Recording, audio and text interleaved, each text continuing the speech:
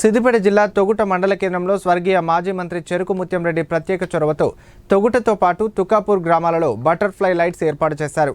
టౌన్లకే పరిమితమైన బటర్ఫ్లై లైట్లను సైతం మండల కేంద్రంలో ఏర్పాటు చేసి మండల అభివృద్ధికి ఎంతో కృషి చేశారని స్థానికులు తెలిపారు. ఆయన మరణానంతరం తొగుట మండల అభివృద్ధిని ఏ నాయకుడు పట్టించుకోవడం లేదని మండల ప్రజలు ఆరోపిస్తున్నారు. సిద్దిపేట నుండి గజ్వేల్ వెళ్లే ప్రధాన రహదారిపై బటర్ఫ్లై లైట్స్ ప్రమాదకరంగా మారి నెలలు గడుస్తున్నా మరమ్మతులకు నోచుకోవడం లేదని, ఎప్పుడు పడిపోతుందోనని భయాందోళనకు గురవుతున్నారు. నిత్యం రద్దీగా ఉండే ప్రధాన రోడ్లపై ఉన్న లైట్స్ ఇలా ఉన్నా కనీసం వాటిని తొలగించి ప్రయత్నం చేయకపోవడం పట్ల స్థానికులు మండిపడుతున్నారు.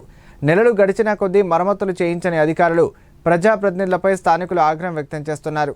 ఇప్పటికైనా అధికారులు స్పందించి వాటిని బాగు చేయించి వాహనదారులపై పడకుండా చర్యలు తీసుకోవాలని కోరుతున్నారు.